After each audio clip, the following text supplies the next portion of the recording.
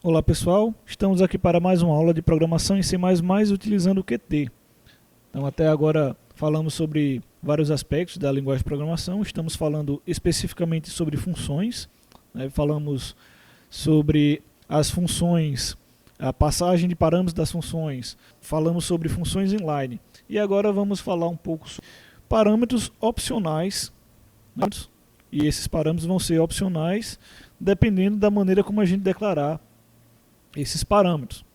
Então em C++, as funções também podem ter parâmetros opcionais, certo? Então, nesses parâmetros a gente vai declarar e pode ou não ser necessário passar para dentro da função. Então, por exemplo, a gente pode escrever uma função com dois parâmetros e apenas um deles. Para o seguinte exemplo que a gente vai colocar aí, vamos calcular uma área, certo? E vamos ter dois parâmetros de entrada, o raio e vamos ter o valor de π, por exemplo. E π vai ser um parâmetro opcional que a gente vai escrever da seguinte maneira. Para a gente ter a área de um círculo, ela é no mínimo float, né? Porque é um número que em 99,9% dos casos ela vai ter uma vírgula.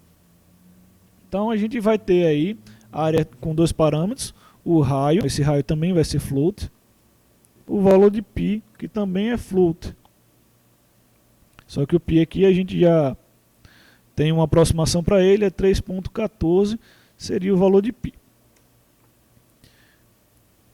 Então, para calcular o valor da área, a gente teria π vezes o raio vezes o raio quadrado. Ou a gente poderia incluir a biblioteca math aqui, include cmath,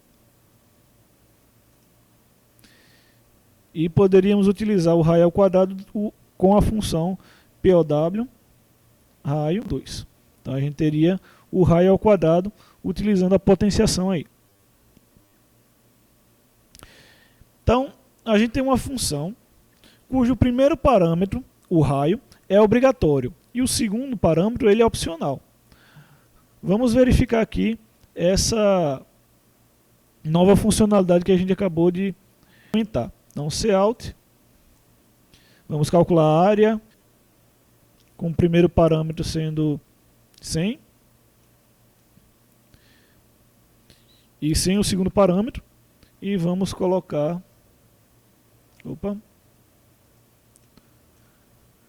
botar uma quebra de linha aqui para organizar. Área 100,3.1415. Vamos botar mais precisão aí em π. Barra n.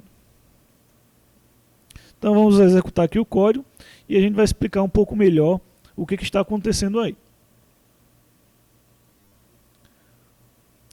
Então percebam que o nosso compilador vai executar tanto a primeira área quanto a segunda. Ou seja, o que está acontecendo aqui?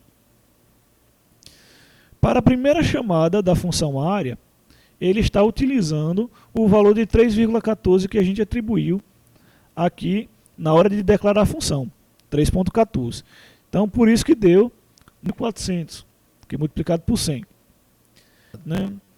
E no segundo caso, como estamos passando dois parâmetros para a função, ele substitui o valor de π, não deixa de ser 3.14 para ser 3.1415.